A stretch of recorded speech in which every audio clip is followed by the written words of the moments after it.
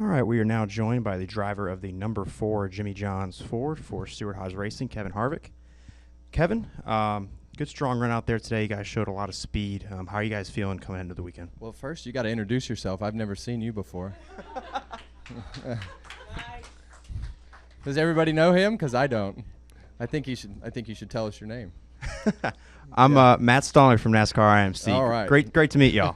Good job. Thanks for the intro, Kevin. No, we're feeling good about just qualifying well. That's not been something that we've done 100% great here. We've qualified okay, but it definitely goes a long ways in helping get your day started. And this is definitely a racetrack that can take a while to work your way up through the field. So you don't want to dig yourself a hole early on. So they made the car better all 3 rounds, and we ran our fastest lap at the end. And I lost a lot of time in 1 and 2. Got myself hung a little higher, a little longer than I needed to finish the corner, but still a good lap for us, and looking forward to race runs.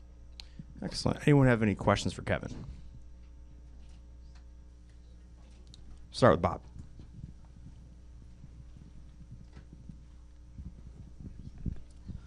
Bob Pockris, ESPN. With NASCAR changing the way they're kind of looking at the front splitters, has that changed any data or wind tunnel data? Has it changed what you guys can use from the data that you gathered from the wind tunnel if your splitters are different? Well, I think anytime you do something different on the car, it definitely affects something else, and I think that's the puzzle that we work within every week. Is it starts from the splitter all the way to the back bumper.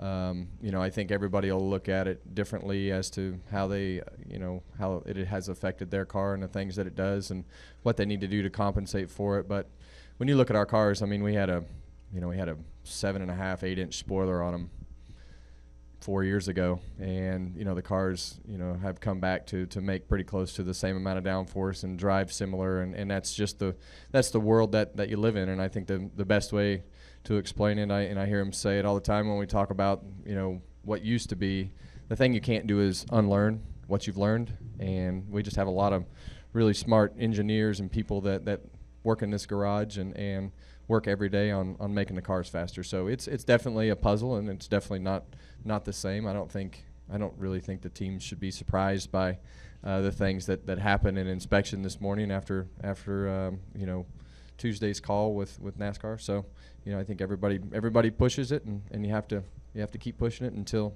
it's not there. Any more questions for Kevin?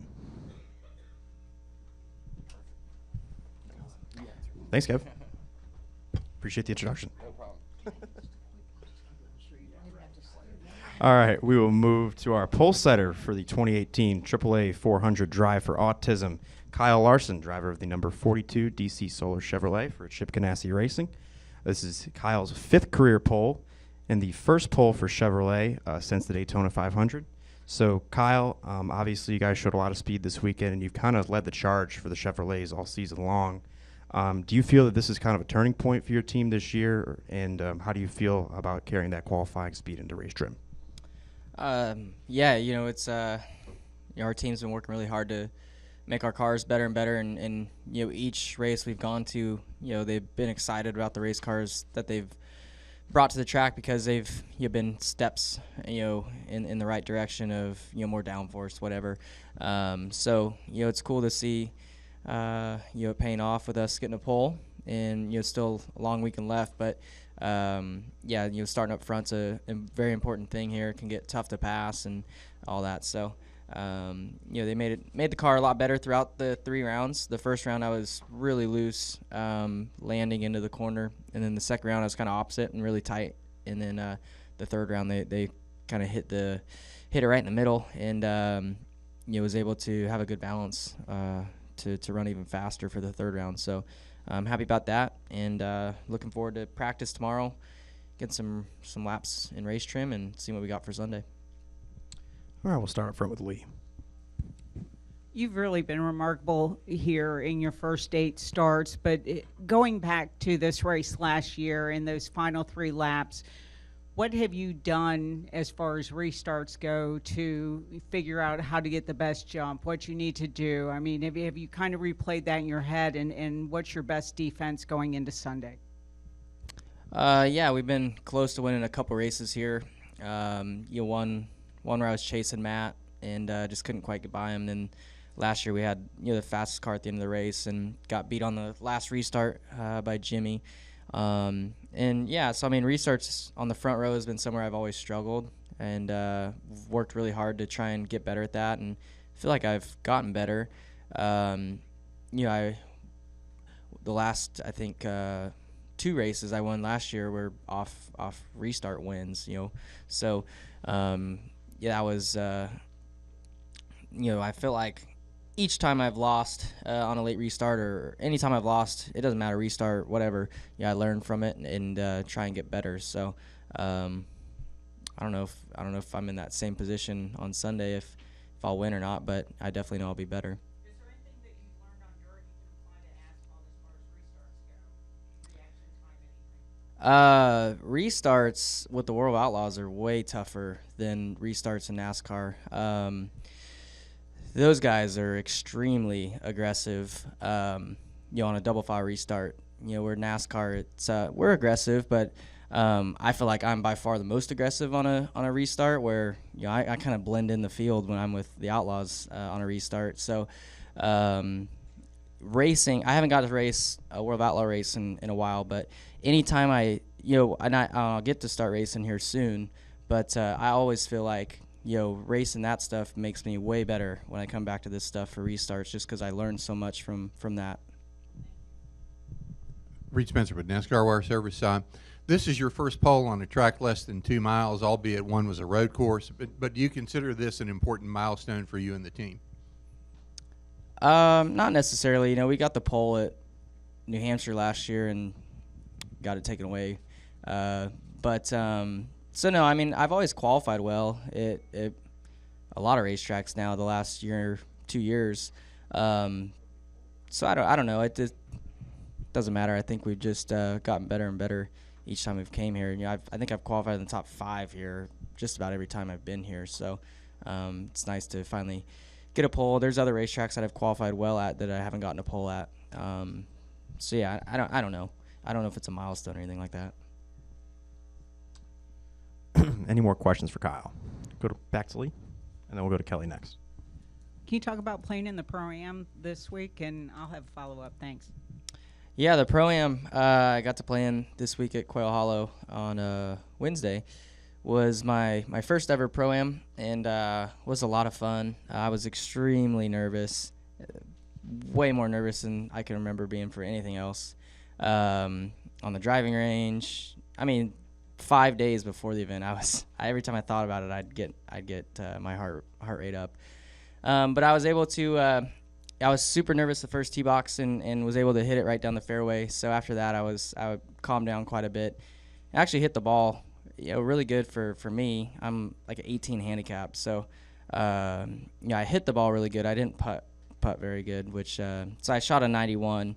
So that was just a stroke or two off my handicap, but yeah, I was happy with it, and definitely one of the coolest experiences I've ever been a part of.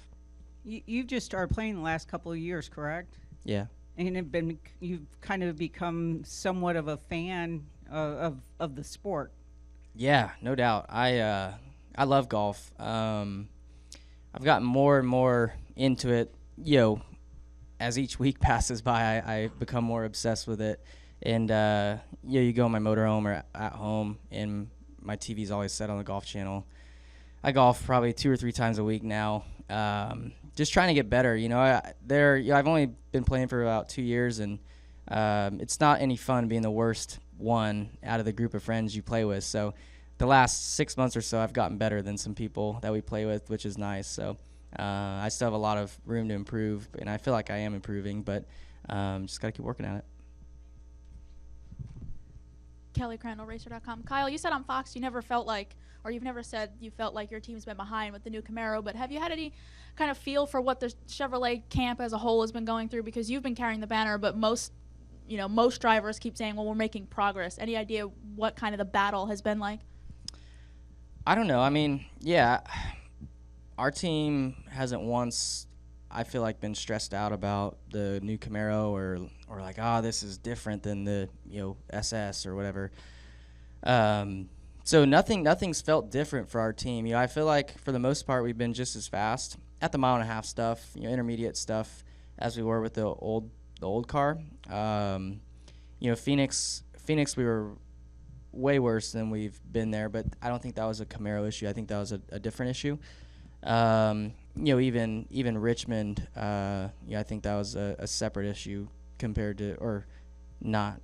It wasn't a Camaro issue versus SS. I think it was just a setup issue that we had going on. So no, I mean, I don't know what other people and teams are battling. I think balance-wise, I feel exactly the same as what I did, last year. So it hasn't been an issue to us. I feel like speed-wise, we're close to where we were. I think the Stewart-Haas team has been, the Ford in general has been a lot better than they were in the past. Or not in the past, but since last year. So I think that's probably where we kind of look like we're struggling, but I don't think we're really struggling.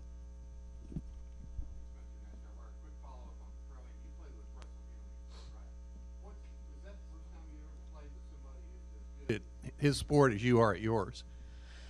Yeah, that's the first time I played with like a actual pro. I mean, we in our golf guys here we have a pro, but he's not really a pro. He sells golf clubs, but but yeah, just to get to play with him and see how good they hit the ball every single time is amazing. And he gave me a couple pointers, which helped a little bit, and that was nice. He did a great job as our pro. Talking to us quite a bit. He just had a baby a month ago, baby boy. So talk about family a lot. It was just very relaxing out there on the golf course, and all the fans there didn't really bother me at all either. So it was just cool to get to play with him and get to experience the whole thing. All right. Any more questions for Kyle? Nope. All right. Thanks, Kyle. Thank you. Good luck this weekend. Thanks.